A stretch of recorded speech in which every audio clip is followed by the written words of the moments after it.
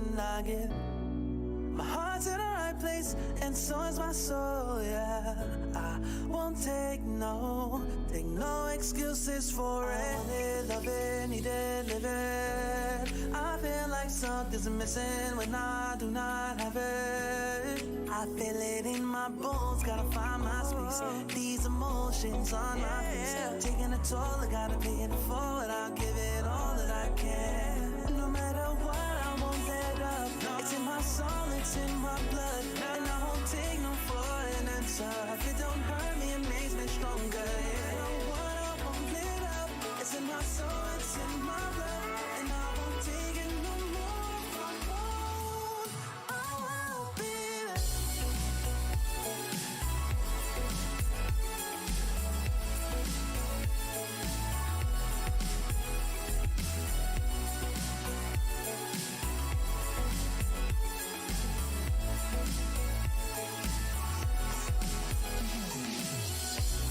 Just leave it to me. I know what I need. You'll find if you see. And if you believe, you live and you breathe, you'll find the key. Lifting me, lifting you. Can't go alone, let's do by two. Doing this together, it's me by you. All through the night, all through the night. This is me, this is you. When we get together, we can all pull through. I don't ever wanna stop this groove. Let's get it right. Take it to the Lord, then take it to the grave. Listen to the wise man, tell me what to say. Listen to your heartbeat like it still bleed. A little bit of hope, yeah, it's what we still need. Say a little prayer for the moment. Give what you got, just go in. Can't hold you back if you own it.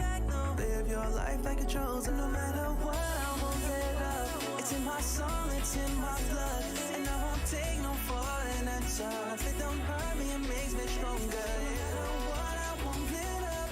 It's in my soul, it's in my blood, and I won't take it no more. I won't be there. Just leave it to me. I know what I need. You'll find if you see. And if you believe, you live and you breathe, you'll find the key. Know what I need, I know what I need.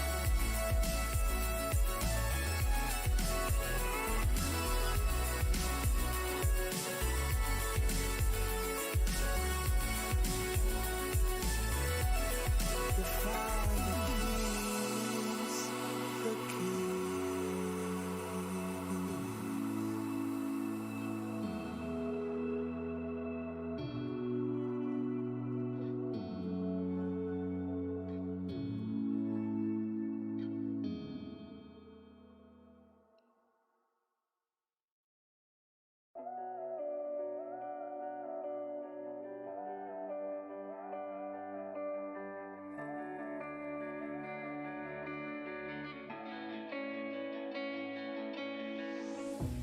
Chasing love in an empty bar.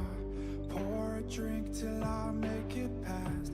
The midnight hour seems to come and go, but I know. Walk on up with a drink in hand, sipping mixers cause you can.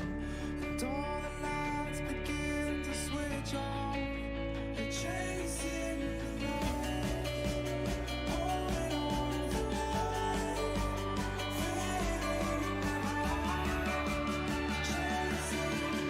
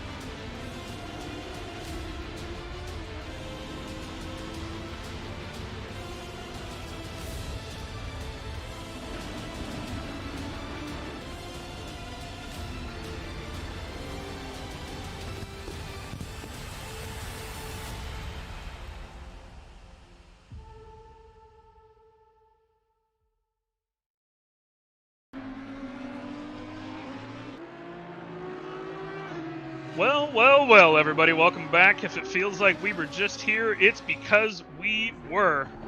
Racing Club International back with 2 races today. This time, of course, at Hungaroring for our Night Owl Championship, race number 2 today. My name is Mike Jones. I'm here, back here, rather, with you today.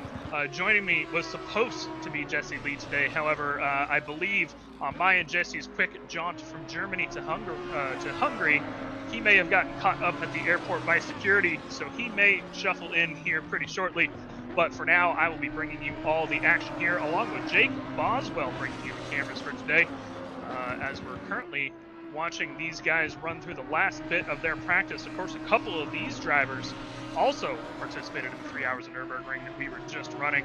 Ishmael Lebrecq here being one of them. I believe he came home in P7 in that 3 hours of Nürburgring, so he's already had a pretty long race today. He ran that one solo. And then here he is back again at a whole nother track. Same car as Ishmael does generally run this Lamborghini. I know it is his favorite, along with Mr. Ryan Gill, who was bringing in the comms earlier. Ryan Gill actually Ishmael's teammate for this particular championship. Now, Ishmael Lebrecq here that we're watching, currently in P4, about 7/10 back here on practice. Now, he hasn't been in here on the server that long. I think he was taking just a touch of a break in between Nürburgring and Hungary here. However, last week, this is the man that we saw absolutely dominate at Kyalami. Ishmael Lebrecq took off from lap 1, and he was never seen from again, more or less, until the very last lap of the race. He came into the pits, took the white flag in the pits, and then came out of the pits, toggling his pit limiter off just a little too soon. Cost himself the entire race. I believe he dipped back to P6, P7 for this championship with that stop and go 30 penalty that he did receive from that. And unfortunately for him, a dominating race turned into a big disappointment. I know he will be hoping to turn this one in a little higher this time around. Of course, him and his teammate Ryan Gill doing pretty well in the team standings overall. They did, with the Lamboy teams, come across overall in 4th position. However, H3 Racing came across in P1 in the team standings from the first race. Of course, that being the Urquizi in the 404 and Bellasine in the 888, who are currently P1 and P2 in practice. These guys last week finished I believe P1 was Bellasine, and P8 with Urquizi, that's what it was. So P1 and P8 with the H3 Racing team last week. So these guys having a strong showing in practice here, very far ahead of Gillies in that 168 Porsche. Of course, it will all come down to who is practicing what here. Are we getting these guys practice race pace, or are they practicing their qualifying pace? That's the question that we will see. And as we're ticking over at the end of the practice session here, we're going to be switching over to the quali session and see if we can not get some of that pace down. Hopefully, get these guys all sorted out and ready to go for the race. So here is the qualifying session. Give it all you got. And we're going to see who jumps out first here for the session. Everybody loading up their setups. A little bit warmer here, up to 42C, in fact, for qualifying. So they're going to have to dial down those tire pressures just a little bit. It's a little bit earlier in the afternoon as we're watching the 999 Porsche start rolling out of the pits. That's going to be Silva out for Pog Motorsport. Of course, Silva, he didn't have a great race last week. He ended up P15 out of all the pro drivers. And of course, you'll notice on the left, pro and AM drivers here. White boards being the pro, red boards being the AM drivers. Silva finished P15 overall out of 18 pro slots. So he'll be hoping to take home a better position this time around. And we will see how his qualifying pace is here, as he is going to be first one out at Hungaroring. Hungaroring features about a 145-ish lap, so 15 minutes of qualifying. If these guys really wanted to, they could really push for about 8 laps of qualifying in this 15 minutes. We've got just over 30 cars on the grid here overall. Sorry, just under 30 cars on the grid. 28 drivers here with us today. And that should give them plenty of space. As we see the V12 there in the background. Of course, 3 V12 drivers on our grid last week. And Cody Blanton, Billy Octane being 2 of those drivers. Cody Blanton being the one in the background of Silva here. Cody Blanton finished P4 overall last week. Would have been P5 if Lebrecht hadn't gotten that penalty for himself.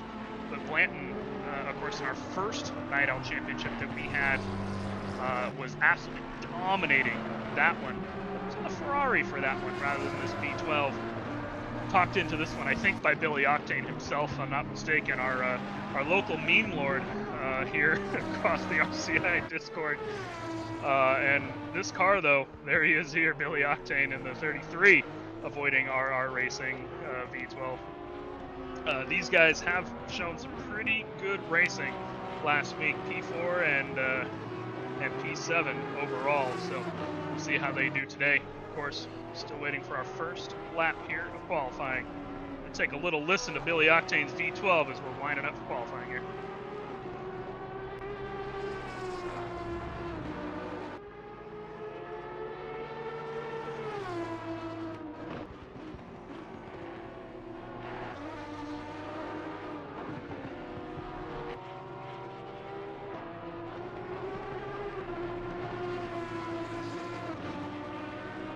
I know Jesse loves that V12 Aston noise, and he'll be disappointed that he can't quite be here quite yet.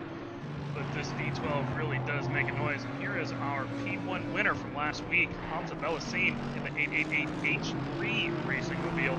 As I believe we saw, that might have been Cody Blanton up off the track there, maybe had to abandon his lap. I could have been wrong on that. I just caught the edge of him, but nope, actually it looks like Cody is not in the pits. Yeah, one of the other cars off track there a little bit. We're going to see some laps posted here shortly. We should be seeing Silva come across the line pretty soon. Currently about 1:35 into his lap, and Bellasine here about about halfway through his lap as well. He's approaching the last sector. And we're going to see how these guys hit their qualifying pace. There is Silva putting on the first lap at a 45.1. Bellasine, however, making his way down through to the final or penultimate corner right here.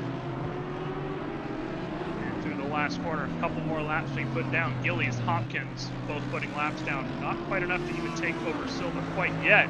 But Bellasine, again, our winner from last week, he's going to put down his first lap, and there it is, about 3/10 ahead of Silva at a 44.799. He's going to go ahead and pull over, teleport back to pits, try and pick up some more fuel, change tires, get back out and run a lap. We got Gillies here, who was in 5th place originally off of Silva. He took the second in his lap. He's about 6/10 up at the moment. So he should be able to pick up the position for easy, put down the gauntlet ahead of Bellasine, his teammate there at a 44.3. Easy for Creasy. He's going down a real nice lap here in his qualifying. It's scorching hot here in qualifying in Hungary. 42 Celsius on that track. These guys, their tires are just gonna be melting. Especially these Porsches, you know, these things get a little sideways, start getting flat spots real easily. If you don't keep a hold of these things, you're gonna lose tires quick. But let's see, we've got Gillies up. He's up about 7/10, and he's got about 20 seconds or so left on his lap. We're going to see if he can keep this time up. If he can, he's going to potentially find himself onto the front row. Might be a little short of it. It's pretty close. And as he rounds the last corner here, drafting the back of that V12, I believe that's the V12 of Billy Octane there.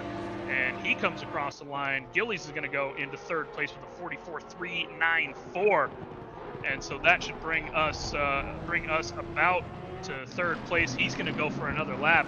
And I do believe, walking in the door, ladies and gentlemen, released from airport security between here and Germany. We won Jesse Lee. Jesse Lee, do you have your sound ready yet? Not quite yet. It would seem Jesse might still. Oh, there he is. I do. Hello, Jesse. Indeed. I ran in, and you'll have to excuse me. Traffic was absolutely murder. That's what I get for mistiming a trip to the grocery store. So my apologies indeed. But hey, we're still doing qualifying. Yeah, see, I had told the viewers that we were flying from Germany to Hungary for the commentating, and then you just ruined the illusion, Jesse, and say you're at the grocery store. Come on. Oh, Yikes. man. Anyway, so yeah, we're still in qualifying here, Jesse. We've got some good laps going down so far. Of course, the H3 Racing team that ended up taking P1 last week with Velasine, throwing down the gauntlet, him and his teammate Urquizy, who are P1 in the team standings, doing very well so far. And of course, Ismail having that dominating performance last week at Kyalami. We're going to be really curious to see how he does, as he has actually posted the P1 time at a 44.0. So Ismail Lebrec, even though he said that Hungaroring wasn't going to be his best track, so far, 2.8 tenths ahead of P2 at the moment, which is Urquizy. Urquizy is up on his time, though, and we're currently watching Sebastian Brunier here. Brunier currently in 13th. He's a second up on his time. This might be good enough to put him into P7, perhaps. He's going to come across the line, and he will go up to P7, right ahead of Robles. That 777 Open Visor Racing Club Aston Martin putting into the fourth row.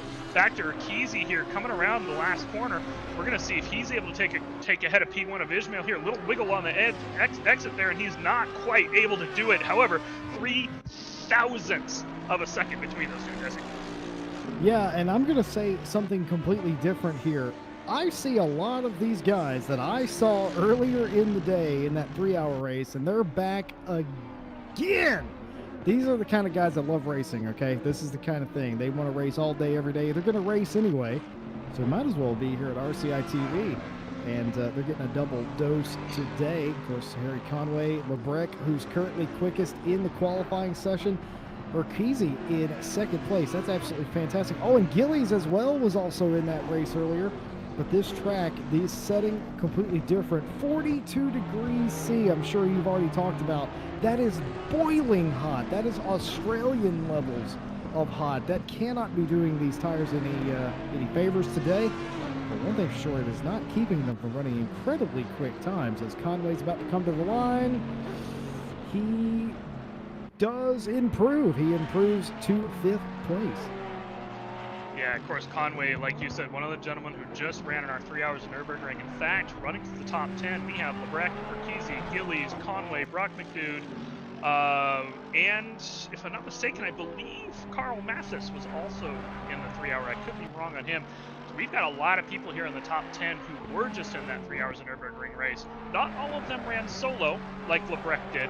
I believe, in fact, Conway and McDood were racing as a pair. So Ismail threw down that 3 hours by himself, took a short break, came right back to run.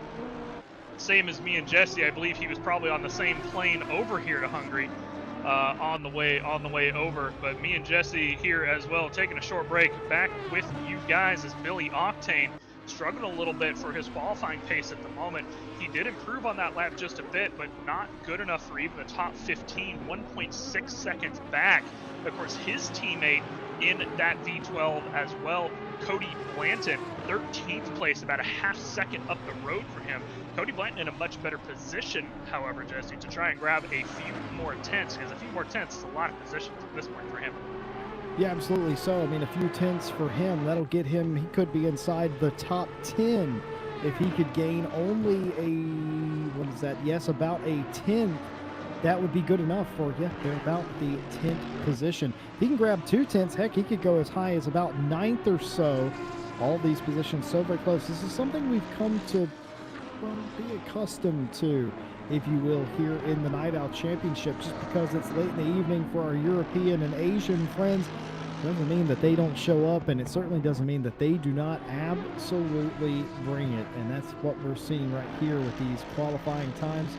I gotta say, this would be incredibly unfavorable, and I hate to harp on the heat here, but other than the brilliant positions and the great optimum track grip, this heat must be wreaking havoc on their PSI and their tire temps right now. What do you think? You know, I said about as much just before you walked in the door. We were over watching Gillies run some laps, and I was commenting on how, you know, the Porsche is hard enough to stay in grip to begin with. I couldn't even imagine running this thing in this high of temperatures.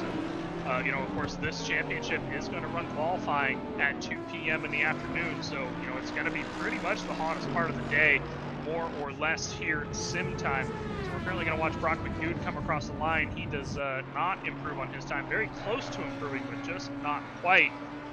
But yeah, Jesse, this is the hottest part of the day here. Of course, this race should start at about 1907 p.m. sim time, so it'll be cooler, but still pretty warm. Very warm weekend here in Hungary for these guys this weekend. Of course, last week, if I'm not mistaken, it was pretty cool in Kyalami, but not this weekend. However, Melusine here, P1 last week, coming around the final corner, half-tenth up on his time. We might see him slide back into the front row. Not quite going to slide back into the front row, as Urquizy and Lebrecht are just too far up. Fantastic laps coming through for them. However, does improve to P3, slamming home that time of a 44.202. Good enough for third place, which is still just fine, because I'm going to be honest, I would almost rather be in third than second qualifying at this track, Jesse. I want to be on the inside for T1. I like to agree with you anyway, Mike, but I'll absolutely double down on that. If I had a choice, I'd rather even be fifth. I don't want to be on the outside, because you're going to get hung out here, and we can see things go completely pear-shaped in a hurry. And I know some people argue, but turn 2 is a left-hander. Yeah, but the likelihood of you being able to hold on to a side-by-side situation through turn 1 on the start, well, for some of these guys, pretty great. For me, it'd probably be pretty terrible. But regardless of that, I would love to be on the inside. If I was third, who knows? I might even have a shot at first into turn 1. So I absolutely would agree with that. Here's Alistar Gillies, who's coming around to finish up his lap here. He's actually going to get another one in here, so this is not his final lap. He has a minute 30. He'll get around in that time. He might take P1, though. And he is going to take P1, a 44.040, 3/100ths quicker than Lebrecht right now. And that Porsche's got some legs here late in qualifying, and he's going to get another shot just in case Lebrecht or Urquizy can come out here and go ahead and Vettel him, as I call it. Back in the day, you know, Vettel was good at qualifying, but, you know, all things come to an end. But we'll see if Lebrecht has anything for him here. So far, he does. Just ticked over to 3/10 up. Lebrecht in absolute blazing Sector 2. Currently about a minute 22 into his lap, approaching the final set of corners here. Only about 15 seconds or so left on this lap, 15 to 20 seconds. He's going to approach the penultimate corner here. Now 4/10 up, ticks down to 3/10 just a little bit, but either way, I don't think it's going to matter. He's rounding that last corner. Oh, excuse me, there is that last 10th, 4/10, 5/10. Blazing time coming out of that, and there we go right there, a 43.509. Left these guys in the dust, just completely destroyed the qualifying here. Lebrecht on his second to last lap. He's got one more chance at it, and as you said, Jesse, Gillies was going to have another chance, but I do not see him up on his lap. In fact, he's about a 10th down. I think Lebrecht just locked it. Yeah, I don't think anyone's got anything for Lebrecht now. Lebrecht just absolutely destroyed qualifying. He might as well have been on a 25 kill streak and dropped that tactical nuke. I don't think anyone's got anything for him. You can tell it's late in the day, can't you, Mike? All the references coming out. You start making Call of Duty references, Jesse. Yeah, I have been. I expected the AC-131, but the tactical nuke coming out, that's just throwing it down. Oh, man, I'm just saying, that is the equivalent of that. That was an excellent thing. We like to have fun here at the Night Owl Championship. We're glad that you guys are all with us indeed. As qualifying time has expired, all flying laps count. A few people coming around. A victory lap pretty much for Lebrecht here, who will likely take the pole position unless somebody's going to magically gain a half of a second. Can't say I've never seen it happen. Just saying that it seems unlikely here today. But how many times have we seen somebody who has put in a dominant qualifying pace and somehow lost that pace in race trim? It is amazing. It is a phenomenon, and I can't fully explain it. But I would not be surprised if Lebrecht had a fight on his hands. And then again, I also wouldn't be surprised if he was playing a game all to himself today. What an amazing run. And Ishmael Lebrec did not have the best race earlier today on RCI TV, so I'd rather... Jesse, I got to interrupt you real quick. That was a blazing fast lap for Ishmael, right? The last lap. He just posted a lap 300ths slower. That was a 5.39. So you're saying he's Back consistent. to back. You're saying he's consistent then? I mean, his name is Lebrec, is it not? There you go. Well, again, this is a little bit of a different thing you see in the Night Owl Champ. A lot of drivers using cars that you usually don't see them in, or different cars. Case and point. Billy Octane, of course, coming across the line to finish his lap. He can do no better than 20th. But these old V12 Aston Martins, those lovely cars, timeless look. Those things will go down in history and already have as some of the most interesting and beautiful race cars, beautiful sounding race cars ever. Qualifying over, Ishmael Lebrec on pole, leading Alistair Gillies and Urquizy in third. Bel Hussein fourth, Robles in fifth. Harry Conway, Silva, Delo, Gill, McDude rounds out your top 10. Then Mathis, Brunier, Blanton, Bugden, Nell, Fox, Ryan Gill, Netterjek, Reisner, and Octane is your top 20 in this race. There are other drivers indeed, as they are under starters' orders for the 5-minute countdown clock. You know, I couldn't help but laugh, Jesse, because I was just saying maybe, I don't know, 20 minutes ago, just as we came up, we took a little bit of an onboard with Billy Octane for a moment. I was just like, it's too bad Jesse isn't here, because I know he'd love that V12 sound. And then you come up and say it right up. Yeah, that V12 sounds fantastic. It's going to be interesting to watch these guys, of course, come around in these V12s again. We've got two of them on the grid today. I believe our third member of the V12 could be missing. Maybe it's Nell. I'd have to check in that number 9 car. We did have a third one on the grid, but he may have been one that had to miss the race this week. But either way, what I'm curious to see is, I know you didn't quite make it here for practice, Jesse, but one of our podium winners last week from AM, who is Mia Swenson, she was doing pretty well in practice. She actually ended up P4 coming out of practice. She was by far the highest AM car. Apparently just wasn't able to get the pace down in qualifying, unfortunately for her. So she's all the way down in what I believe is 22nd position, which should be pretty far down the grid. I know this. She was saying this isn't quite her best track. Of course, Patrick Delau, however, in that 911 Porsche actually qualified in the top 10. He was the guy who kind of took home the victory, or not even kind of. He did take home the victory in AM class last week. A very good performance by him. They had a little bit of a duke out there towards the end of the race, but I think that he's got some pace here at Hungaroring. It's just a question of, can he keep that Porsche in line for a 1-hour race or not? Because as we know, that Porsche really can get squirrely, especially at the end of a stint. Yes, it sure can. These are all the storylines that we're following here today, and many more. Of course, we got 2 classes here today, Pro and AM, as denoted by the white and red placard on the number respectively. Less than 3 minutes to the start of the lights for a lot of these guys. It's their second, maybe their third race today.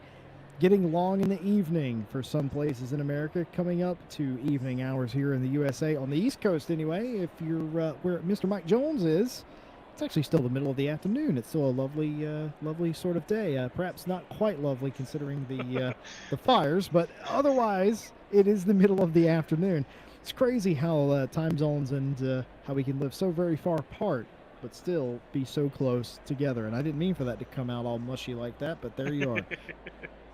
It's okay, Jesse. I understand. Yeah, it is. I don't know about nice. It's still pretty hot out here in California. Nice and dry and hot. And as you said, fires just about every 5 feet here in California at the moment. But don't worry, we got the air purifiers running. We stay inside, keep the AC cranked up, because that's what we do. And we sit here and watch some sim racing, which is what I'm planning on doing today. I don't know about y'all. I assume that's what you're here for. So welcome in again here for the second race of the Night Owl Championship. And we're going to see, I did check, by the way, we do have our third V12 on the grid. It is, in fact, dual Nell.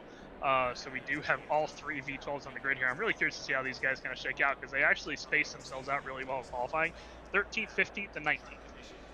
through the pro field. Not quite great for qualifying pace, but I'm really curious to see how these guys do, because they, of course, Cody finished in the top 5 last week. Blanton did in that V12, and Billy finished 7th, I believe it was. So it'll be interesting to see these guys come across. But Jesse, before we get out onto the lap here, let's ask the question. Oh, here it is. What do you think? If I'm gonna try not to get too far out on that limb right now, but if Lebrecht does not win this race, I will be forced to change my name by deed poll to Mike Jones. Well, here, let's hope Lebrecht wins this race then, shall we? Oh, come on. You don't want to have the same name.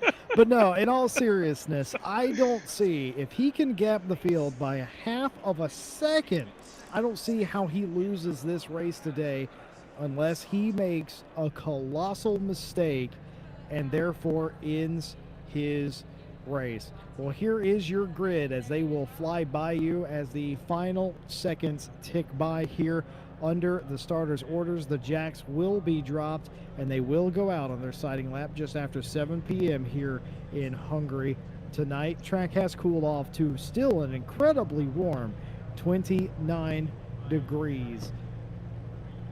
Ishmael Lebrecht leads Alistair Gillies on the front row, and Urquizy and Bel Hussein next. Robles and Conway will fire off, then Silva and DeLoe, the first AM driver. And then Gill and McDood rounds out your top 10, and the rest of your drivers falling in line here.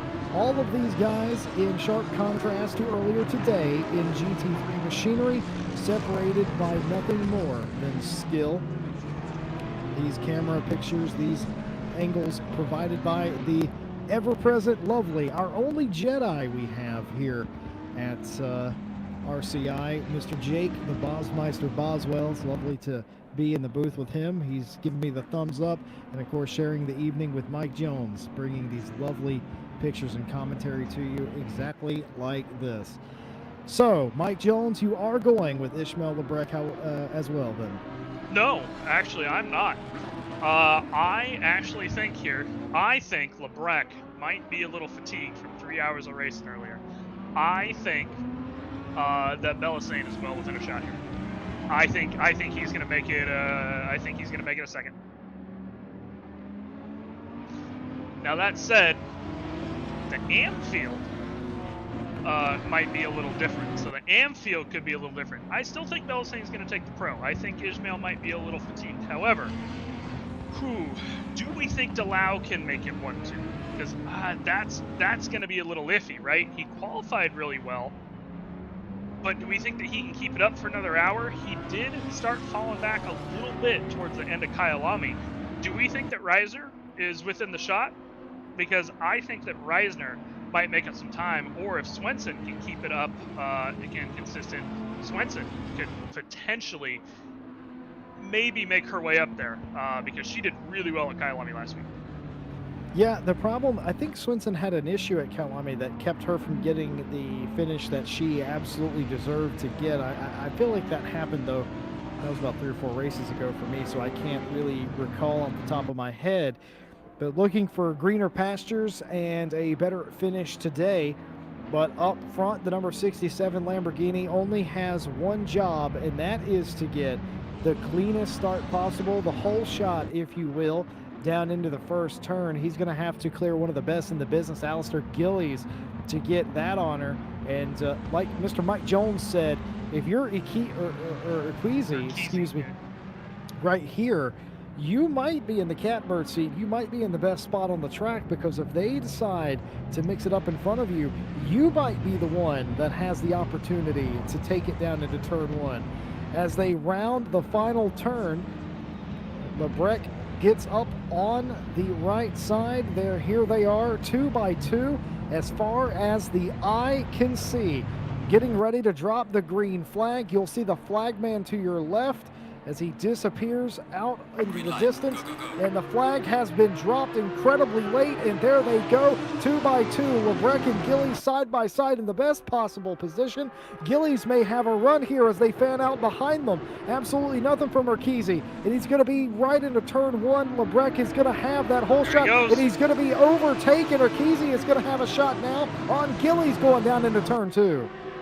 Yeah, Gillies, this is exactly what I was just talking about. I thought that Urquizy might have the shot coming into Team 1, and he did, still side by side from Gillies there. However, Gillies is able in turn 2 to shake it back out. Urquizy has to fall back in line. Belisane falling in line behind him. Robles, Conway, Silva, Delau, and Gill backing up the rest of the top 10, followed by McDude. Jumping back up to Gillies, or staying on Gillies here rather, the timing board started messing with me there. Lebrecht has just kind of taken about a half a tenth up so far, or half a second up so far, just about. Looks like it's a pretty clean race back in the complete back at least. A little bit of a mix-up there, I believe, at the back end of the grid, but hopefully not too much carnage back there. However, Gillies here, though, as Bart Matcha just said, he thinks that Gillies is well within a shot here. However, Lebrecht, Jesse, already more than a half-tenth up, if I had to guess, by the time they come across the next sector line. Well, you don't have to guess too much because you're absolutely right. It was a half a tenth the last time, and now it is a full second. Is Lebrecht in front of Gillies. Gillies now trying to stretch the gap out on Urquizy right now. Urquizy, who is also trying to make sure that he has enough room behind him. Belhassain will not be patient for long, though I believe those are two our teammates, judging by how their cars are painted up. Still, you want to get by them. You want to have the best possible finish, and this is the best time to make up position. And look at Urquizy all over Alistair Gillies now, maybe thinking about making the turn to the one. He takes the hard right turn and jumps back in the line. Almost gets it down in there and thinks about it, thinks better of it, but he definitely gives Gillies something to think about. Gillies is going wide. Gillies is now under attack. Side by side again. It's a replay of the first lap. Urquizy on the outside. Can he force him strong enough to the inside? He's not going to force him down to the inside, and he will concede that position for a second consecutive lap. That's all it takes, Jesse. That's all it takes. He didn't even, I don't even think he planned on diving him in T1, but all it takes is dipping out to the right slightly, scaring him a little bit. Gillies too hard on the brakes, goes wide. Luckily, he is able to hold on to it, so he did well. Urquizy still staying back in third for the moment. As you were saying, Urquizy Belisane are definitely on a team there. That is H3 Racing, currently in P1 in the team standings. In fact, after last week's showing, Belisane finishing P1, Urquizy finishing P7 after that mistake in the pits, if I'm not mistaken. I believe it was Urquizy that made a mistake in the pits, so unfortunate for him, but still P1 over in the team standings, and these guys are quick. Audi, also really good at this track. You'll notice 4 of our Audis are within the top 6 here. We got Urquizy, Belisane, Robles, and Conway, who are all P3, 4, 5, and 6. Gillies in that Porsche. Another one of those. Porsches are just strong everywhere pretty much, but they wear on their tires a lot more. Same thing with the Lambo. Lebrecht is 2 seconds up after that little push from Urquizy onto Gillies. So 2 seconds in 2 laps here for Ismail, as they're now just about ready to cross onto lap number 3. We're going to see Gillies pick up the final sector time here of 1.926 seconds back from Lebrecht. And Lebrecht, if he can keep that pace up, he's going to be catching the end of the field here in about 5 laps by my count.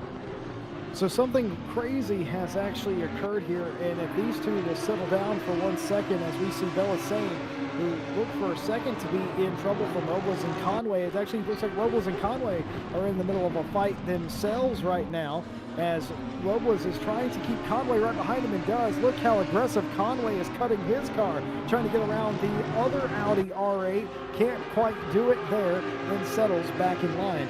But like I was going to say, some major incident occurred in that first lap that we may have missed. Number 80 in the number 80 Audi of Gill had a incident or something. He was started upside about the 10th to 8th position, did Gill, and he's all the way back down to 17th. Conversely, Ryan Gill in the number 27 Lamborghini, who we called that race with earlier today, member of the admin team here at RCI, he started 17th, and he in 1 lap went all the way up to 12th. You'll also notice Swenson, I just noticed, we were talking about her before the race, 22nd start. She's up to 18th and is about a half a second or so ahead of the next driver. So she made up quite a bit of positions in that first lap as well. So definitely some incidents going on, probably T1, T2 on that, on turn 1. It looks like just maybe a couple people that are damaged. It doesn't look like it was a massive incident of a bunch of cars got all wrecked out, but enough that people had to slow down and they were able to slide on by. So currently still on board with Al Robles here, 5th place, still kind of holding off Conway while still trying to chase down Belisane ahead. Gillies here, we're going to maybe see a little repeat here. Urquizy is on the back of him there. Does he go to the right again? He does, and he's going for it. It just dives through him. It almost looks like Gillies was stopped through that corner with the way Urquizy just flew by him, and he was not able to keep it done though. Urquizy maybe a little too late on the brakes, and now he has Belisane breathing down his neck. He's going to actually, Belisane on the inside through T2, and Urquizy is able to now slide back to 4th position. So maybe a little too aggressive there going into T1, and that cost him quite a bit of time there. Yeah, absolutely. I mean, it cost him a spot. Urquizy back down to 4th place now. Belisane up to 3rd. And now Belisane saying, well, let me go up there and give it a try. But Urquizy seemed to have a little more pace there for a few moments. But that's no mind to Robles. Robles sees the same exact livery and says, you're still the car I'm trying to pass.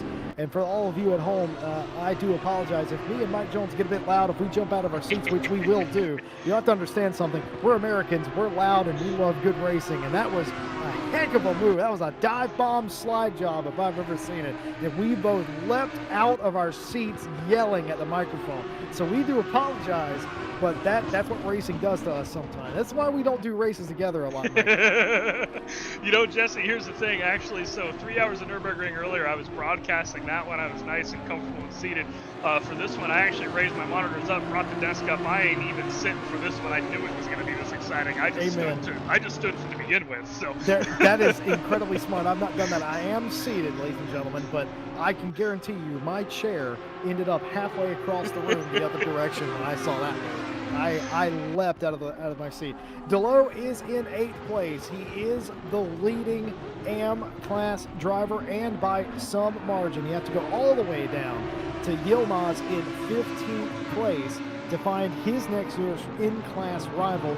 DeLoe in this championship right now seems like he is a man on a mission, and the only one he is competing against is the pro guys. For him, it seems very much the question of how many pro guys can I pick off, and as of right now, it's about 7 or 8 of them at the moment. Robles still under fire from Conway as Urquizy does get away eventually.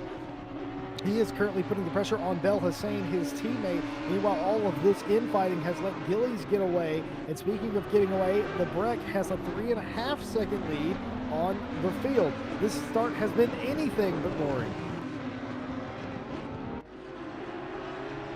Yeah, boring. Not a word that we are accustomed to here at Night Owl. If I'm not mistaken, I was racing in the first Night Owl Championship rather than commentating. But if I'm not mistaken, from what I hear from you and Nick and Josh, who were the traditional Night Owl casters, it was nothing but, if not exciting, all the way through. Currently still on board with Robles here, who is about a half-second behind and in front of the Audis in front and behind him. We're going to look back at Silva here, who is leading a line of cars there. If you look back on the board there's about 5 cars, all within about a half-second of each other behind this 999 of Silva. Not sure if he's holding them up or if these guys are just about the same pace, sticking with each other. That is DeLoe back behind him. So that is the AM class leader behind him, DeLoe. Whether he's just really strong at this track or perhaps maybe he should be up in the pro class, we don't know. He did, do very well at Kyalami last week. Not quite as well as he's doing here, though. But as Jesse alluded to, some of these guys have some really good tracks. And DeLoe, this seems to be one of his at the moment. It's just the question of consistency at this point, especially in that Porsche. I said it about 15 minutes ago. I'll say it about 20 minutes from now again, if not sooner. The Porsche will fall off with those tires, especially if you do a little bit of a slide a couple times or something like that, which is hard to do with this Porsche. You can slide around and lose a lot of time, lose some tires, and end up losing a lot of pace towards the end of your stint. So these two Porsches currently leading this pack. We'll see if they're able to stick there. Almost 50 minutes left in this race. And That's a Merc, a V12, and a Lambo behind them. That Lambo of Ryan Gill trailing this pack for the moment. Yeah, Ryan Gill moved up another spot into 11th place. Cody Blanton up to 10th. And again, DeLoe in 8th place. And of course, yes, I know he's got an AM placard, and yes, I know his name and number are red, but that doesn't really matter. He's on the lead lap, and they're fighting for position. He will not get a blue flag. He has the right to be here and to fight for these positions. He has a right to fight for 7th. He has a right to fight for 1st. Doesn't matter. The fact is that he is an AM driver, and that placard serves as more of a, I don't know, a pace marker than anything else. So sometimes you do end up with these AM drivers who do get inside the top 10. Heck, we saw one, I think it was a couple of seasons ago, Mike. One of them finished on a podium for a race, and it does happen. I mean, it happens in real life too. You scratch your head when it happens, but it's realistic. It absolutely happens. More on this battle. This continues to be a thing. Robles and Conway still fighting it out as the gap in front of them continues to increase. They're very much fighting themselves, but they are very, oh, look, we're going to get side by side here. Conway going to have to try and go the long way around to the outside. Can he get it done? Was he let in line, or did he just have that much straight line speed to pull off that move? I do not know. No, that was very quick by him, though. So Robles is going to fall back to 6th position. Conway taking that one over. You know, these guys are in the Audis. However, there are two very different setups in these Audis. You can run a very high wing or a very low wing setup. And it's very possible that one of these guys is running a very low wing setup, which allows them to get down the straight very quickly. Back over here to 15th position. This is David Gill, and that is Mia Swenson behind him, so that's AM Class P3 at the moment. Mia looks like he's faster. She's faster than Gill, rather. She wants up around him because she's got a couple cars to catch ahead. You know, Billy Octane there is a pro car ahead of them. However, Yilmaz in that number 5 Porsche, just about another 4 seconds up the road, is a target for her to get up to P2. And she's going to at least want to finish P2 here if she can. So it'll just be curious to see, you know, I mean, she's all over the back of Gill here, all over the back of this Audi. Audi's really strong here at Hungaroring, so, you know, whether she can use that Merc and get around it or not, we'll have to see. But this is the battle for overall 15th position, not for class, but for overall 15th. And I'm just kind of curious to see how this shakes out in the long run, to see if Swenson can start making up some time, or if she is, in fact, about the pace to stay behind David Gill here. Well, time will tell. 47.5 minutes left in this race. Jesse, it's hard to believe it's only been 12 minutes. Yeah, it is. Something has happened to Robles in the 1-2-2 Audi. Of course, he was in 6th place a moment ago as we saw that pass happen between him and Conway. He has fallen all the way back to 12th position. That's going to promote all of these guys, Nell, Gill, Blanton, McDude, DeLoe, and Silva, all these guys pictured here. They are going to be all promoted up a spot, so mark Ryan Gill inside the top 10, and DeLoe, the leading AM driver, up to 7th place. And sorry about that, folks, my phone scared the crap out of me. Yeah, so as I was looking back to the replay, it looks like Robles, after Conway came past him, looks like he got up on one of the curbs and perhaps went out into the dirt a little bit. So unfortunate for him. I didn't quite catch the entire replay before I dipped back over to live, but I did see him out in the dirt, so I'm not sure if he got tapped or perhaps just hit the dirt a little bit himself, as we just saw Brock McDude do in the background of the Lau there. But, you know, he has definitely dropped back to the back of that pack that we're watching now at the moment, so he'll have some time to catch up. However, that top 4 still staying steady. Brett, Gillies, Bellassane, or Kesey. I'm almost wondering, Jesse, because here's the thing. 46 minutes left in the race, right? Bellassine and Urquizy, teammates in this. They know they're in P1 of the team standings. I think if they're smart, they're seeing Gillies and Lebrecht take off from them. I think if they're smart, these guys hook up, start drafting down the straight, and just stay consistent for about the next 30 minutes until about the time they take their pit stop, and then start fighting. Don't take me wrong, if Urquizy sees Bellassane make a mistake, he's going to fly past him. But I think that H3 Racing team, if they start fighting each other, they're going to start losing more and more time than they're already losing. For example, last lap, Alistair Gillies, 1.4 seconds. Oh, sorry, nope, they just crossed the line again. So that was Bellasine was 5/10 faster than Gillies last lap, who still was slower than Lebrec, granted. But you know, if they can just keep on the back of Gillies there and catch back up, they're gonna start catching back up, and I think that's the play for them. As we're still watching Brock McDood all over the back of this 911 to allow Porsche. Yeah, we've got battles everywhere. We're about to have a battle for 2nd place. We might have a battle for 4th place. We're watching the battle for 7th place. There's battles everywhere inside the top 10, and that's not to mention the battle for 11th going on. And it's just so much to keep up. The battle for 15th and 16th, and I can't, my head's spinning right now. It's just everywhere. Here is that aforementioned battle between these two. It's absolutely crazy. It's hard to keep up with. Jake, the Bosmeister Boswell, is only one man, and there's a car. That's Ryan Gill. That's Gill. That's Ryan Gill. That's Ryan Gill. Ryan Gill has spun it on the middle of the straightaway. You can only imagine that there was contact there at some point. He's locked it up and is refusing to move for the safety of others, but something has happened, and Ryan Gill has been spat out of the middle there. I don't want to question it, but in the middle of he spun on the chicane all by himself. He spun on the chicane and looped it onto that little short shoot, huh? Yep. He spun on the chicane, came around it, hit the anti-cut curb just a little too hard, spun it back around. So that is going to be Ryan Gill. Unfortunate for him, he's fallen down. It looks like to 16th place, and he had a pretty good run going. He'd already made up a few positions, so back down to 16th. That is not going to put his teammates up in 1st, but overall the team standings 1st and 16th don't look too good when you've got 3rd and 4th place with that H3 Racing in the lead. That's where it's going to be. However, the battle that has absolutely reignited here is 2nd place, because Bellasine, they did fall back a little bit there for a moment, but they are right back up on the bumper at Gillies. That is not what you want to see. You don't want to see these H3 racing cars ganging up on you like this, but this is exactly what Alistair Gillies' reality looks like. I would love to. Yeah, that's what I'm talking about. Jake knows what I want. That's why we call him Jedi Jake. He knew what I was going to call for. The rear wing cam.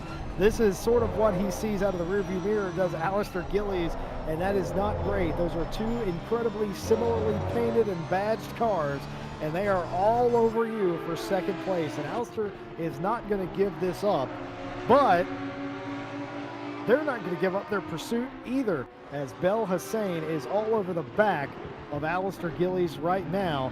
Oh my goodness, hold on a minute. Oh, this could get, I saw him go wide, and I was wondering if that would be an invitation. Nope, not quite ready to do that. And of course, this is a luxury that most of the time you don't have. You have your teammate behind you. If there's anybody out there on the racetrack that's going to give you an extra foot, an extra meter, whatever you need, it's going to be your teammate, right?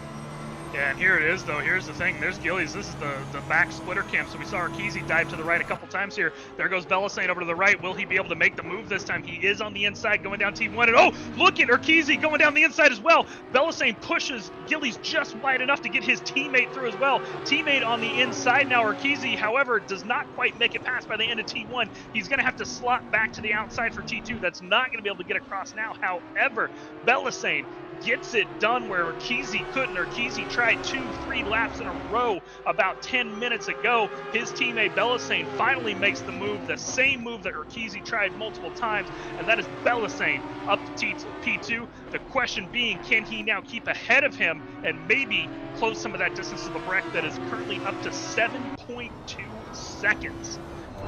That's going to be the thing, Mike. That's what I'm going to be looking for here, is if he can start to close that gap down. If somebody has anything for Lebrec, can Bellasine do it? And I said earlier, a few laps ago, that I thought Arkeezy had more pace than Bellasine. But after seeing that move and the way that he was able to manage that gap, I'm not so sure. I think Arkeezy may be on the back foot right now, maybe driving a little bit on the back foot. One other thing, DeLow back to 8th place now. Brock McDood, in number 46 Mercedes-Benz. He has gotten by the number 1 AM driver now. That will demote DeLow back to 7th place. Meanwhile, Blanton up to 9th position, and Ryan Gill settles in at 14th. Talk about Gill and having that unfortunate spin. He started 17th, he got up to 10th. to 9th. He had gained 7 to 8 places. That was an incredible start for the first 15 minutes. Fortunately, he's got that all to do again. And here we go again into T1. I don't think Urquizy's close enough this time. Gilly is able to get that run off the final corner, and I think that's what's getting him at the moment, as there's Silva, back to Silva here, back in 6th place. That is Brock McDude in the Mercedes behind him. He looks to the inside a little bit, not able to quite get it done this lap though. Silva going very defensive. However, he is able to slide back on the inside for... Yeah, but I don't think it's going to work. T2 is 2. Makes the crossover. He tries it, and is not able to quite get it done. And that is Cody Blanton closing in on this fight as well, because Cody Blanton wants a piece of this. He's able to see these guys battling in front. Cody Blanton's going, yes, sir, please make that mistake. And you know Cody Blanton's going to be pouncing quick. But so far, these guys are going to have to slot back in line as we approach. I believe this is T6 now. So here's an interesting thing. DeLoe, the former leading AM driver, has come in to do his mandatory stop. He has completed his mandatory stop. He is back out on the track. So has Nell and David Gill have also done their mandatory stops. A lot of the other drivers have done that based on the fact that they have been involved in incidents or maybe have been fallen back. I think the second that DeLoe started getting spots taken off of him by the pro drivers, he has come in. Pay attention to that. In 35 minutes from now, we'll see where DeLoe does come out. I know a lot of drivers believe pitting at the last possible second is the right call. DeLoe felt that it was the right call to do it incredibly early in this race. So pay attention to that. That will give Yilmaz the lead of AM class, with Mia Swinson in 2nd place for right now. So pay attention to those guys as we are paying attention to the front. Look at Silva. Silva's done this 2 times in a row. Is he attempting to keep them from getting a draft? He's going all the way. That's in the dirty, runoff area on the front straightaway. But it isn't going to matter too much. Brock McDude going the long way around. He's going to still be there. He might have it down into turn 2. No, he doesn't. He lines back up. He comes back out. He's back in the grid. Oh, my goodness, it's Silva. Silva's ditched it really wide. Silva's going to get a free pass. McDude is going to get a free pass. Silva issues the pass. I don't know why he did that. Oh, that was. I'm gonna be honest. I think that was just bad driving from Silva. I don't think there's any other word for it. You know, just a mistake from him, not able to keep that thing steady. I think he was just scared. I think at that point he was like, oh crap, I let Brock McDude get on the outside of me. This is not where I need to be for T2. He tried to brake as hard as he could going into turn 2, because he knew that if he let that inside go, he was done for. Brock McDude was going to step away. However, one way or the other, Brock is now going to step away. However, on board with Robles now, Jesse, we might see him start approaching Silva here. We'll see if he's able to do this over the next lap or so. There's been so many passes or attempts at passes in turn 1 and turn 2 this race. It has been fantastic. Can Robles be the next one? People will say a lot about Hungaroring, and I have my personal opinions here. This place has always been really nice to me in forms of Formula Racing and GT Racing over the years and Sims. So I don't really have a bad notion of this track. I've always really enjoyed it, but I know a lot of people don't like this place. I think I like this place, and the reason that I've had success here is very simple. A lot of passing opportunities. And folks, you're seeing that here. You're seeing a ton of passing opportunities. It's the same reason that Elio Silva, for the past 2 laps, not this lap, but the past 2 laps, shaded them all the way to pit wall, because you have to be super defensive if somebody is coming up on you. And I think that's what this track has going for it. It's also an incredibly unique track as well, but some people don't like it. I'm not a fan of the chicane on the back straight either. I think that's absolutely silly. Just let it go. But that all being said, it's got an elevation change. It's got some nice flowing corners and a ton of passing opportunities, and that's what you're seeing here at Night Owl. You know, something as well, Jesse, about Hungaroring. One of the reasons that I wanted to pick Hungaroring for the Night Owl when I was setting this one up. Do you remember, if I'm not mistaken, I think it was the first time we casted together ever, as we're currently watching Swenson all over the back of Octane here. I think one of the first times we ever cast a Night Owl together was at the one-off that we did that's right, with for Hungaroring with Nick Setnick, where Elvin Smith ran away with that 90-minute race. However, that was one of the best races I think I have ever casted. Like, that was it. The race was just fantastic. We had battles going on for 90 minutes, and it was very similar to how it is here, where P1 took off. But there was battles all the way back to the pack. I thought it was an excellent race. And so I was like, you know what? Me and Jesse need to do Hungaroring again. Yeah, I'll tell you something, Mike. That brought up good memories because I remember a lot of drivers, a lot of which who are in this race tonight, were beating 7 bells out of each other in that race in a very professional way. They weren't just ramming them out of the way. They were getting right up behind him, sending them slightly wide and making the pass. And then next lap, the guy who got moved was doing the moving.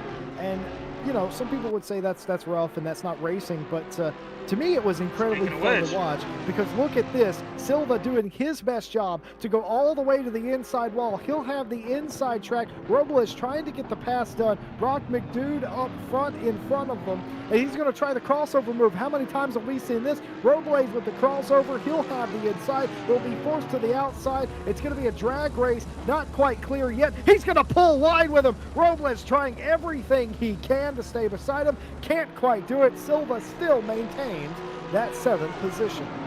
You know, we saw the mistake happen a couple laps ago. However, this is one of those tracks where P1, P2, sometimes that outside to inside crossover through P1 doesn't work because turn 2 is really where you get the passes done most of the time through turn 1, right? You get halfway there on turn 1 and then you get the pass done by being on the inside of turn 2. So far, that was close through that chicane. Robles almost half the back of Silva there. But yeah, Silva, you know, more power to him. He has been having that bottom line for most of T2. The only time he hasn't is when McDude slid by him a couple laps ago. But we see McDude has kind of gapped them a little bit, about a second ahead at this point. They're still pretty far behind the first 5 cars. You know, 15, almost 15 seconds behind Conway in 5th place. But we are still seeing these guys, Ishmael as well, still gapping. Ishmael on his last lap, by the way. Uh-oh, Silva going wide. Silva going wide again. Robles, though, not quite able to capitalize there, but that's really what it is. And I thought I saw, did Robles slow down? He did. He's going into the pits. Robles is like, you know what? I'm not having any more of this. I'm going to go in for my pit stop. I know I'm faster than this guy. I'm struggling to get around him. Boom, into the pit lane. He goes back around. And he's going to come out a little bit behind, hopefully not in traffic, and start catching up positions. We did, however, what we missed, Jesse, Cody Blanton took his pit stop as well. I noticed he slotted back out in 16th place behind some lap traffic as well. May not have been the best choice for him because he did file out behind lap traffic, so we'll see how it works out for Robles. Yeah, Cody Blanton went ahead and got the pit stop. They were among the first to come in and get that stop done. Now, Robles come in an incredibly smart move. Silva holding him up. Silva giving him every bit of fight he could possibly ask for. Go ahead, come in and get that pit stop. That's the right time. This is Billy Octane's rear bumper looking at the front bumper of Mia Swinson. It's Mia Swinson looking to get that position back. That was just lost there. Mia trying to go to the outside on the uphill right-hand turn. Can't quite get it done, but just putting that car in every mirror of the V12 Aston Martin here. That's incredibly good driving, pinpointing that car exactly where Mr. Octane can see it. Those are 2 of the best names in sim racing, Billy Octane and Brock McDude. I hardly believe that's their real names. It is Billy's. It is not Brock's. As I recently found out, Brock McDude is a pseudonym for something or another. I believe his real name is Liam, if I'm not mistaken, or something like that. Billy, he's one of their teammates. Billy, Brock McDude, and Harry Conway are all endurance teammates. So Billy told me one day. So McDude, it was Billy who let the world know. Just so you know, it wasn't me. You're the one that said it live on the internet. I don't know what you're talking about, Jesse. I have. Well, moving quite speedily along, Mia Swinson doing a great job, and is by virtue of some people pitting, but still up into the top 10. We're talking about them not qualifying very well. They, in fact, did not even show up in our top 20 to start the race, but they are up in the top 10. They are fighting for a top 9 thereabout spot. So they have whatever problems they had in qualifying, like you said, Mike, they were really quick in practice. But for whatever reason, she didn't have the pace in qualifying. She has the pace back again in the race. I think that's obvious. Yeah, Jesse. We're going to switch back over to this battle here. It's still ongoing. Belisane has not taken off too much. In fact, he's only about a second up the road from these guys, and this has been about, what's it been, about 8-9 minutes or so? So we're currently watching Gillies with Urquizy slotting in behind him, and that's Belisane out a little bit ahead. And of course, that is I believe a Ferrari behind them, is it not? So that is a lap car behind them. It must be Fox, possibly. So I think he's one of the only Ferraris on the grid. So the back half of this grid definitely just not quite doing too well on this track here, as we are getting a little dark. You'll notice just within the past couple minutes, the sun really crested down over the horizon. Of course, this is the Night Owl Championship. We are expecting it to be reasonably dark here for most of these races as we pass that halfway mark. Coming across the line, these guys currently on lap 17, 30 minutes to go here. Most of the grid still has pit stops left to go, at least most of the top 15 to 20 does. There has been some pit stops. Of course, pit stops in this race only require you take some sort of fuel. You only need 1 liter, so your pit stop can be as little as about 3.5 seconds, give or take, if you so choose to do so, and don't need any damage repaired. Seeing sparks fly off the back of Gillies there, looking back at Urquizy, and I just don't think this battle's going to go anywhere. I think in about 28 minutes and 52 seconds or so, Jesse, we're still going to be talking about it. Yeah, it certainly seems like one of those. I think a mistake is going to define how this battle ends today, and I don't think it's going to be a mistake that's mutually agreeable between 2 different cars. I think it's going to be a single car sort of affair, and that will settle out this battle, because I don't really think they're going to run into each other, otherwise they would have done that already. But Urquizy doing his level best to stay right there on the back of Alistair Gillies, who is doing a fantastic job of that. So Mia Swinson comes in. She'll be the second AM car to come into pit road now.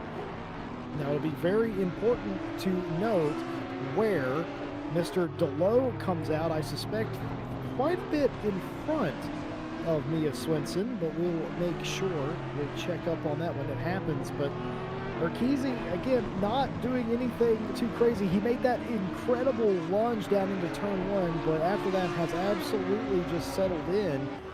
Hasn't quite been close enough to make a move yet, and probably won't on this lap either.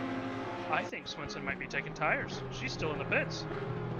Oh no, you know what it was? That's exactly what happened last race, now that I think about it. Last week, she took tires in pit road. Right. Remember that? Yeah, and it took her off of a podium spot, I think, is what happened. I think she's done that again, Mike. I think so. I'm looking back at the standings right now for race 1. Mia Swinson finished 3rd. She did end up finishing 3rd, but that was only because of the mistake that Marco Winkler made. Marco Winkler, of course, had to sign out for this race, as he was he is on vacation. Actually, my 2 teammates, Marco and Libor Mujica, both had to sign out of this race, as both of them were out. Funnily enough, look at how close Urquizy's getting here. Still, this battle, I feel like we just keep repeating ourselves here every lap or so, but these guys just getting so close to each other. Approaching lap traffic though should be interesting. Yep. But yeah, so Winkler made that mistake a little bit later, and that let Mia Swinson pull up to P3 again. But this is very close racing. I don't like that. With this, and we're gonna Jake flipping the menus here, trying to give us the split times here. That is Hopkins in the 114 Lexus. That was just sliding past there. Not the best time to catch lap traffic on this track. It's one of the hardest places to pass on this entire track. So, good of them to keep out of contact there. Hopkins doing very well to stay out of the way. Just clarify, the lead lap cars, the lap car, nobody did anything wrong there. That's textbook. The lap car was as far away as they could possibly be to give the lead lap cars room to go and race with if they need to. Nothing wrong with that. The problem is that it was a narrow part of the track, and everybody wanted to occupy the same space. But beyond that, it was completely fine. But here we go. Urquizy's going down to the inside. He's going to get the pass done. Can he make it stick? He's on the inside, and he's going to get it done with ease. Gillies will not be able to retaliate here. Pass made for the H3 Racing driver. Count him in the top 3 with his teammate, who are already leading the team championship. We say that, and he goes wide and just comes across the curb. We're going to see a little bit of replay here thanks to Jake, but yeah, it looks like he caught a little bit of that thing drifting around that corner, and what a save from Urquizy there in that 404 Audi. What a save. However, Gillies is able to slide back past. So that is 15, 20 minutes of fighting, if not 30 if you want to look at it from lap 1 of fighting for Urquizy to get past Gillies, and a little mistake will cost him the position back to 4th place, and that is unfortunate for him. He's going to have to pick up that time, and now maybe has a little flat spot on his tires good. as well. Oh, that is not good. About sums it up. He slid for so long on those tires. I can't. If he doesn't, if he pits for tires, it's going to take him out of it anyway. He's just going to have to wear those flat spots down, which, by the way, guys, if you're not familiar with ACC, is a thing. The tires will flat spot realistically, and after so many laps of rubber use, depending on how bad the flat spot is, you get past that point and the feeling in the car returns. But I'm sure Mike Jones can agree with me on this, for the time that the thing is flat spotted, it's not a fun ride. It is not fun to drive in that way. But yeah, for whatever reason, Urquizy there forgets that he's in Hungary and not Tokyo, and just absolutely drifts it through that corner. Like you said, I think he hooked that curb, and the way you drive that Audi, he just kind of threw it, and it did not like that at all. So he's going to have to make that pass a 3rd time, Mike Jones. A 3rd time he's going to have to make that pass. Yeah, of course, the first time he made it coming into T1, he was just able to not quite keep a hold of it there as well. Didn't quite get as loose as he did that last lap, but still going to cost him, and you can tell already. I mean, maybe he's lost a little bit of speed as he's not back up on the back of Gillies already, and he has been for quite a while. So, and his teammate Melusine there, I mean, look at that. They've gapped him by almost, what is that, 4 seconds? About 4 seconds. Now, Melusine, I've noticed, Jesse, I don't know if he has quite enough time, but I've noticed he has gained a few seconds on the wreck. I don't think it's going to be enough still. I think the wreck's going to have to screw up the pit stop again for him to catch up. But that said, Melusine does have the pace that he is slightly catching him, and so that's good on him. He's at least gapping Gillies and Urquizy and trying to lock down that P2. However, as we found out from last week, with so many mistakes done in pit stops, including Swenson this race again, I'm sure that she's going to have to take a long, hard look at her setup next time. Mia Swenson back to 20th position now overall. Oh no, sorry, that's my leaderboard. She's back farther than that, in fact. She might have quit, Jesse. I think she made the mistake and quit. Unfortunate for her, she had to retire from the race. Yeah, indeed, but this battle is still going to continue. Urquizy trying to make that move again down into turn 1 on Alistair Gillies. Can he make it stick again? Yes, he can. Gillies not fighting back again. He will not have a shot on him, or maybe will he? No, he will not. Gillies is going to have to concede that position to Urquizy again. I said it was done and dusted 2 laps ago. Here, this battle has reignited. Now, let's see. Does he make it through this turn this time? Yes, he does. Now I'm going to say the pass is done. The question is, can he keep a hold of it? 22 minutes left in this race. He's made a couple mistakes again already, as we're seeing a little bit of a cone kind of floating around there in the wind. But, Gillies is now back to 4th place officially, and for more than a couple corners as well. So that's Urquizy on past him. The question is, can he keep it? Hopefully he doesn't bounce too far, across these curves again and cost him the position. If anything, I want to say that if Urquizy can keep the hammer down here, he can probably gap Gillies by a little bit. I think Gillies is losing a little bit of pace as he, approaches the back third of this stint in that Porsche. As we were talking about earlier, the Porsche just doesn't do well towards the end of a stint. Usually you start shredding tires, especially when you're pushing, because you've got somebody right behind you for the first 35 to 40 minutes of a race. So, yeah, that's unfortunate for Gillies losing that position.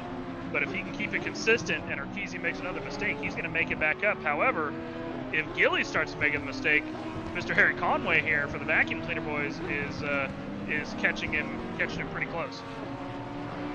That's vacuum cleaner boys with a B-O-I-S, and I expect nothing else from Harry Conway and the boys, as they call themselves. But pretty good run for Harry Conway, you got to say. Top 5. He's in between Gillies and Brock McDude, and like you say, I think Conway might not be suffering from some of those fading issues that Gillies is having, as you've alluded to several times so far. Mike, Conway might have himself in line for a 4th place or even better. The other question I find myself asking now, and I'm very promptly getting an answer to, can Urquizy get back up to Belisane? And the answer to that is maybe. Urquizy has taken a 10th or so out of the gap to his teammate in 2nd. My other question is, if he does catch him, Urquizy on Belisane that is, does he even try to pass him, considering they're teammates? I suspect they're going to want to win this team championship. Jesse, what's that you always say? These are, they're racing drivers? Is that right? That's correct. So, did I just answer your question for you? Or did I answer your question through you for you? You know you did, and I'm going to say, I hate to agree with me about anything, but you're absolutely right. I will argue with myself in the mirror.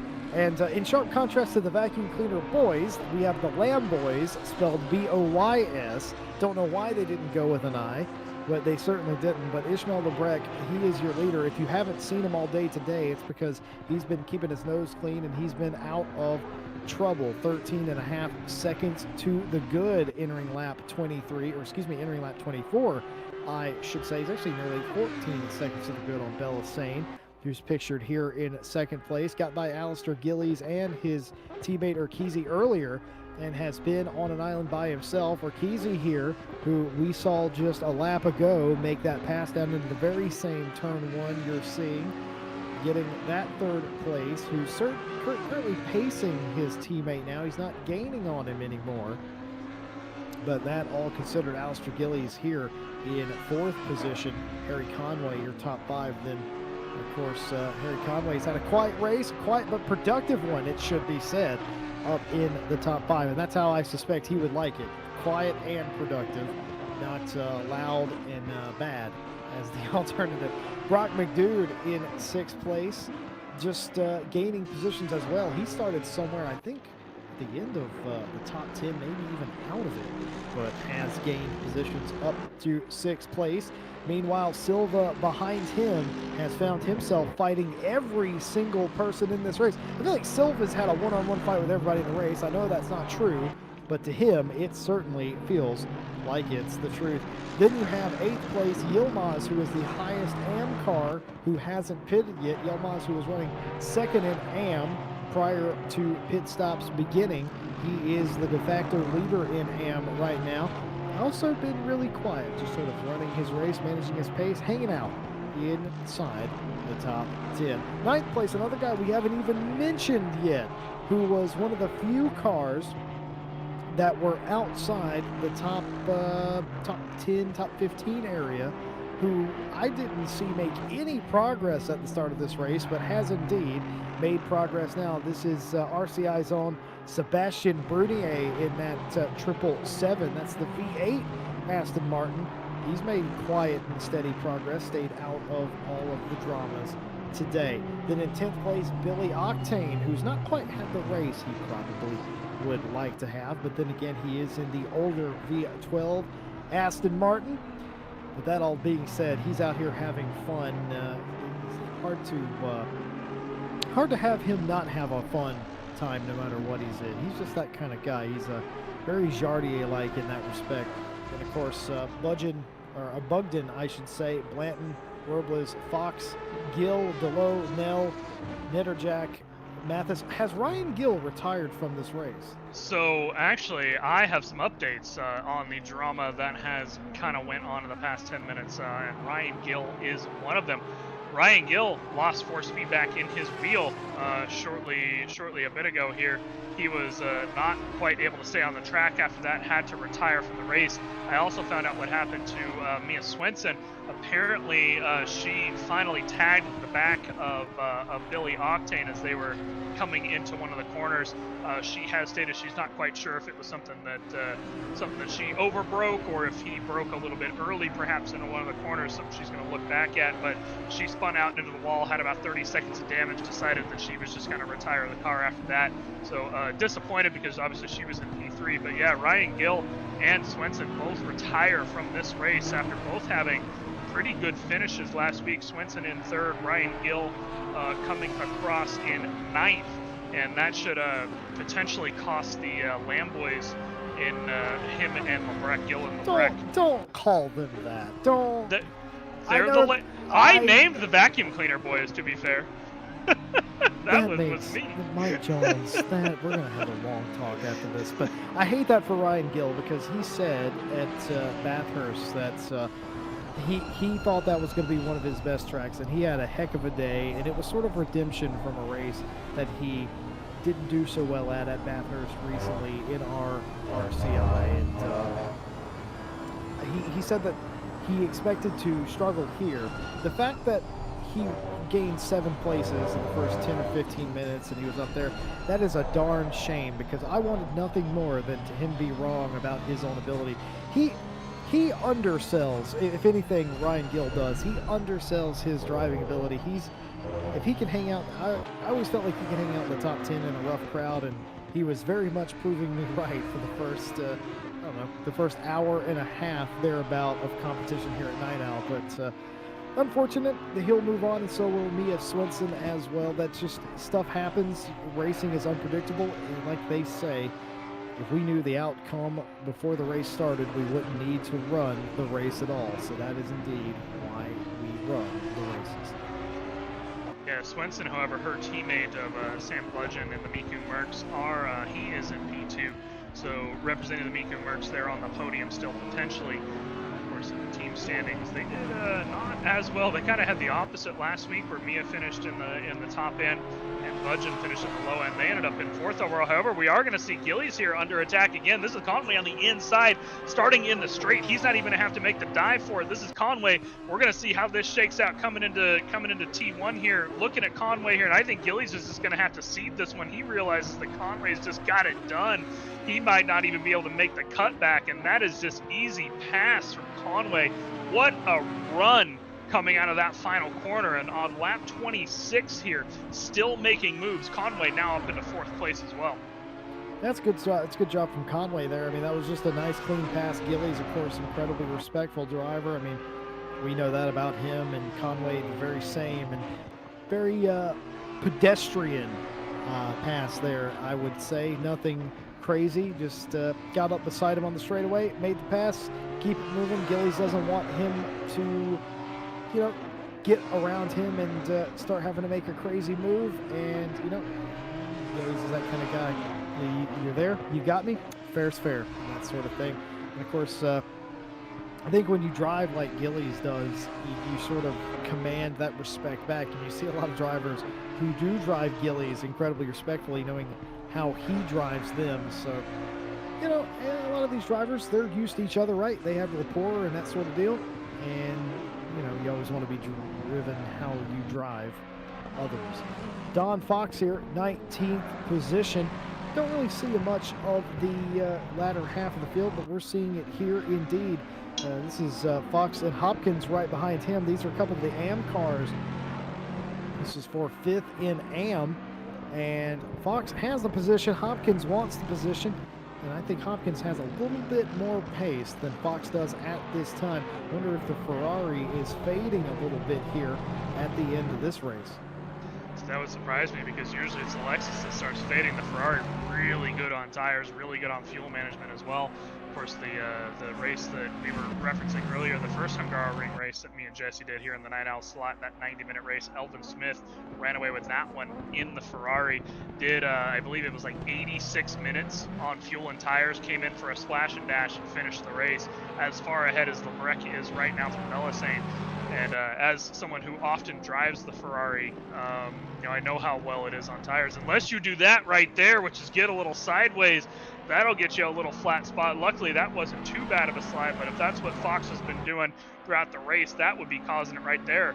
And of course, the Lexus is known to eat through tires just as well as the Lambo and Porsche does. So I think this will be a heck of a battle here going into the final 10 minutes as these guys shaking out, like Jason said, for 5th place in AM. Quite a bit up the road from 4th place, down the road rather from 4th place, almost 12 and a half seconds.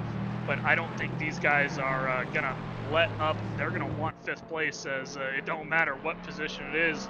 as Jesse likes to say, these guys are racing drivers, and they're going to fight for every last spot whenever possible. So Hopkins and Fox here towards the end of the race. 10 minutes to go. About next time by. This is pretty much the battle of the track at the moment. Is wide. Hopkins going a little wide there. He's trying to go to the inside. He's not quite able to make it. They're really tight through there as the sign from the camera blocks it a little bit. Not quite able to see them come through the back end of the corner. Camera? Oh, man, I think Jake Boswell just cost us a pass there. I'm kidding, Jake. I love you. Jake did not install that camera. Whoever installed that camera, I need phone numbers. I blame it on Ryan. It is Ryan Gill's fault. You're absolutely right. Ryan Gill's fault because he is the one to blame today. And, of course, Jake just using Ryan Gill's faulty cameras, not able to work out for us today. But, yeah, that was interesting there. Hopkins maybe had a chance, but unfortunately it's fallen back about a half-tenth now. That was incredible stuff. That was almost very nearly. I mean, you couldn't fit a piece of paper between the two of them. That was incredible stuff. As I got to say, Bellassane has pitted from second place and is now out of pit road in about the 5th or so position. His teammate Urquizy will assume second place. But by the way, Mr. Mike Jones, I have had my calculator out. Oh, here we go, Jesse. We had you do a little bit of that math earlier, and I think we dropped about 20 viewers, so why don't you hit me with it? Yeah, I was also right about that math, by the way, viewers, so you might want to stick around because when I can do math with a calculator, I typically get it right. I have been doing the math on the gap between Urquizy and his teammate Bellassane.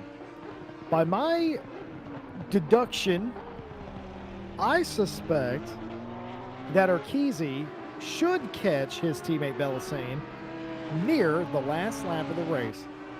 You think so? Judging by how much Urquizy was taking down the gap and had been doing for the past 6 here, we're going to find out because Urquizy's on his in lap right now. There he is, pit road. We're going to see how far they shake out because here, I think this is going to be the bigger deal here. Who makes the best pit stop?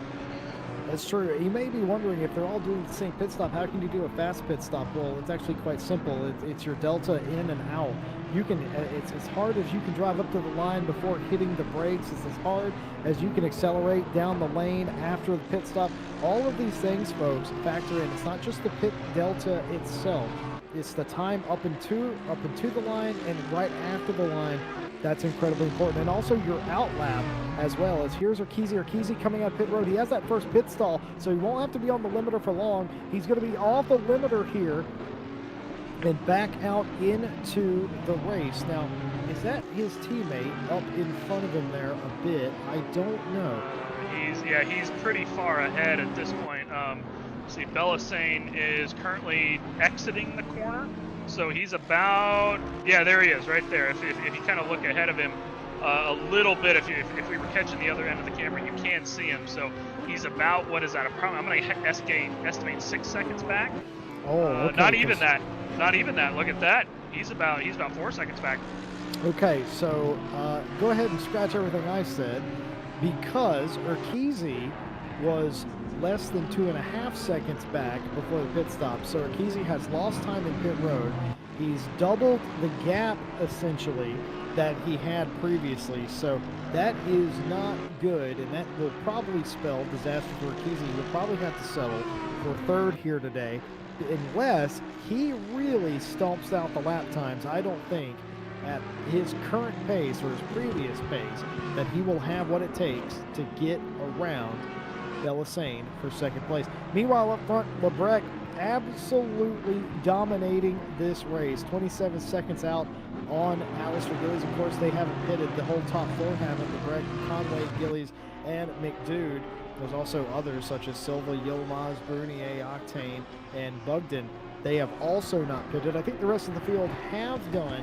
And of course, we're still waiting for Yilmaz and Bugden in the AM class to pit. So we will see how DeLoe, who was one of the very first people to pit, we'll see how he cycles through. I suspect back to first, but you never can quite tell as Knight very slowly creeps into the Hungaroring. 8:02 p.m. in sim time. 6 minutes and a few seconds left on the clock. Been nothing but sunny, beautiful skies. Track is optimum, 27 degrees, so it has cooled down a little bit from the 29 degrees C that we started off in the heat of the evening. And oh no, Brock McDude been given a stop-go 30 for his pit. That's going to be a pit speed violation, I'm pretty sure. Yeah, no stewards. That's going to be a pit speed violation. You only get 2 penalties from the game. One is the stop-and-go 30 from speeding in the pit lane. One is drive-through penalty for exceeding track limits too many times. So that's going to be the mistake that Lebrec made last week. That's going to cost Brock McDude probably about 70 seconds, if I had to guess. That's going to put him down almost probably to 16th place. He's going to have to make that stop here within the next couple laps. And that is just unfortunate for him because he was having a pretty good race. Brock McDude was, you know, in that top 10. I have something to float by you here, though, Jesse. I am all ears. I think, looking at the deltas, actually, I was just proven right. I didn't see Yilmaz going to the pits. Yilmaz, look at how far ahead he is of Delo. I was thinking about this while you were talking about it a couple minutes ago. Yilmaz filters out almost 8-9 seconds ahead of Delau. How did that happen? I don't know. I think Delau, maybe whether he got caught up in traffic, maybe he spun, maybe his tires just aren't doing well. That, you know, he does have that Porsche. Of course, Yilmaz does as well. But if Yilmaz is taking care of his tires better than Delau is, that's what's going to do it right there, right? How, of course, Budgeon now back to 4th place. Looks like he didn't have as good of a pit stop as he wanted as well. However, he is pretty close to that podium position from Nerdlejack. Sorry about butchering your name. As we do see Brock McDude now taking his pit stop for that stop-and-go 30. Billy Octane in for his mandatory. That only leaves the Breck and Gillies in for their needing their mandatory pit stops. I'm curious here over the last few minutes if Jake doesn't mind. I would like to keep an eye on this battle for P2 AM back, which is currently 16th, 17th, 18th position for the moment, as I really think that this might potentially mean something here. If Budgeon can make up that podium position, because he was up in 2nd. He must have had a bad pit stop as well. Delau, though, the big loser so far. My calculator exploded. I don't understand. I did the math, but you're absolutely right. Delau, something happened on the road, because whenever he came out of pit road, and up until the 25-minute mark, which was the last time that I crunched the numbers, his delta was about that of the pit delta of Yilmaz and the little bit that Yilmaz was behind him. Something happened in between then and now that has caused Delau to lose a ton of time. I've also been told by, we got Reisner in the chat, Reisner saying that he had a game crash, and that has taken him out of the race, and that is unfortunate. Those are the ones, I don't know if those hurt more or less. I think those always hurt more, because when I make an error and I make a mistake and it's my fault, I can at least get mad at me. But when my game crashes, you don't really have nothing to blame. So actually, I'm getting some information from someone back in the control booth saying that apparently Delau had a little bit of an incident about 14 laps or so ago that might have cost him some time. Apparently, he took out Reisner, who has since retired because of technical issues. That may have cost him some time. That was back on like lap 18, so something we didn't notice, but Delau very well may have lost 10 to 15 seconds there, which if we look at the timing board, Delau is what, that's 4, 6, 7.5 or so seconds behind Yilmaz. There it is right there. Of course, Delau still, whether because he got damaged or because he lost pace, because he lost, was a little disheartened from it or what, has definitely lost more time than he did before he came in for his pit stop. Yilmaz has still had better pace, but that very well was likely the issue right there, as we're currently on board with Rikizi, by the way, catching up to Belisane still, Jesse, but yeah, minute and a half left, leader on the final lap. It's not going to be enough. Had he not lost that time in pit road, yeah, like I said, he would have been with him on the last lap, but this is the difference too. If he, see what I'm saying? If he would have been with him, or he would have had the same pit delta time, they would have been fighting on the last lap, but because they weren't, because your Urquizy had a bad sort of in-lap, out-lap, whatever it may have been. Yeah, indeed. That has caused this. But again, with 1 minute to go, final lap coming up, this still is all to play for. But that thing about DeLow, that is consistent with the last time that I checked him. Last time I checked him, the pit delta, the delta, I should say, was fine, and then all of a sudden it wasn't. I stopped paying attention. I just assumed it did cycle through, but there you go. Our inside information here tells us that there was an incident, and even still, a lot of heartbreak, I think, is what this race is going to be synonymous with. Heartbreak, heartbreak, heartbreak. As Lebrec is coming along, will he get one more lap in here? No, he will not. This will be the final lap of the race for Ishmael Lebrec, who will come out here and win this race in the number 67 Lamboys Lamborghini, as he is going to be absolutely ecstatic. His teammate Ryan Gill retiring from the race due to mechanical issues IRL, flashing the lights, overjoyed in a livery that him and Ryan Gill came up with. I like the purple on it. You can't see it because it's dark, but ladies and gentlemen, it's going to be a win in round 2 for Ishmael Lebrec and the Lamb Boys here at Hungaroring. Urquizy, though, Jesse, look at Urquizy. He's all the way up the back of Belisane here. They've only got 1 corner to go, but if Belisane even costs a little bit of time here on this last corner, if Urquizy can get a good run and Belisane gets loose, he's going to make it. Urquizy coming out of the last corner here. Will he be able to? Not quite, but teammates, that was close. Belisane, his tires had to be done, because that was, we look back at that, 1.3 seconds at the beginning of that lap that he lost, so that was close. There goes Conway across the line of 4th. Here comes Gillies in 5th. Blanton bringing home an excellent finish for that Aston P12 again. Look at the old girl, man. Look at the old girl. Place. I gotta say, Cody Blanton, hats off to you and the avoiding Triple R Racing team. Fantastic stuff in the old girl, doing it the old way in the Robles. Apparently, though, something that we missed, Brunier and Silva were having a little bit of a battle on track. I think that may have been Silva making a mistake. Brunier did come past him, apparently, on the last lap. I don't think that gap was that close coming through that last lap, so I think Silva had a problem on that last lap. Silva consistently this race had issues in braking zones, and I think that probably reared his head again as Lebrec celebrating, visiting all of the grass. Lamborghini makes tractors, and those tractors can pull lawnmowers, and that is exactly what you're seeing here. Here are your final standings for the second round of the Night Owl Championship. Ishmael Lebrec wins, beating Bel Hussein and their teammate Urquizy, finishing out the podium positions. Harry Conway 4th, Alistair Gillies 5th, Cody Blanton 6th, as Lebrec is going to get a mandatory trip to the hospital to check on that concussion. Robles 7th, Sebastian Bernier, an incredibly quiet but effective day, finishes 8th. Silva had a race to forget in 9th. Yilmaz wins the AM class, finishing 10th. David Gill in 11th place. DeLow 2nd in AM and 12th overall. Nell Octane in 3rd on the podium for the AM class. Meter Jack brings it home. And then Mathis, Bugden, Fox, McDude, and Lehman are your top 20 results. Absolutely astonishing race. Every time we do this night out, things surprise us. Of course, Yilmaz and DeLow being one of those. Silva, Conway, or Urquizy, all of these stories today. Drama. I think a lot of people are leaving here today feeling like they left something on the table. A couple of people, however, are feeling like they did the absolute maximum job they could. Final thoughts, Mike Jones.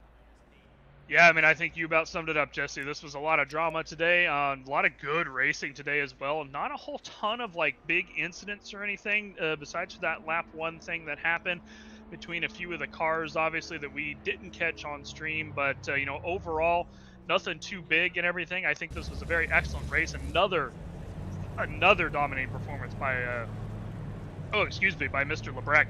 And you know, he wasn't expected to come into Hungaroring and make as dominating as a performance this week as he did last week at Kyalami. However, he did again, and I think that puts him in the position to just easily take home this championship if he can perform in the next 3 races. Of course, Jesse and I will be back next week with you guys at Nürburgring. So we're back to Germany next week. We've got another flight to catch back out there to bring you guys 60 minutes of the Nürburgring next week. Misano on the 26th, and then our finale, Suzuka, out in Japan for a 90-minute race for that final race of the night. Al, 3 more races to go here. We'll be putting up results here on Discord soon. So keep an eye on these standings to see, because I think this is going to shake up the standings quite a bit today. But Jesse, it's been a very long day for us. It's been an absolute pleasure. I think this is about the funnest 5 hours or so of casting I have done in quite a long time today with you, and I appreciate you joining me for the ride. Oh, absolutely, my pleasure. You know what they say, folks, the test of a good relationship is that if you can be in a box or alone together for hours on end and still have things to say to each other. And if there's one thing I can say about Mike Jones, I have more to say to him now after watching this race than I normally would, and he is my boss here at RCI. So that is just a testament to this sort of racing and the sort of camaraderie ship we have here in the box. And I just want to thank Jake Boswell, who's staying up late tonight to bring you this race here. Special for him to be with us, and absolutely love having him along. Thank you guys for being here with us as well, watching this race, and thank you again to all the wonderful competitors that put on the races and give me and Mr. Mike Jones something to talk about. And while you're out there, before you log off of the night, why not leave us with a like and a subscribe here at RCI TV. We're bringing you this kind of high quality level racing every single week. Many races a week. Heck, we had 2 of them today. But absolute pleasure to work with you, Mr. Mike Jones. As always, I love somebody that I can get excited about racing with and jump out of my seat. And that's definitely what we do, Jesse. Much appreciated everything today, guys. I echo all of Jesse's thoughts. We'll see you back Monday for the McLaren Masters Cup, first race of that championship. 720 and 570S will be hitting the track on Monday. See us here at 2000 hours BST, 8 p.m. race start time. Have a great night.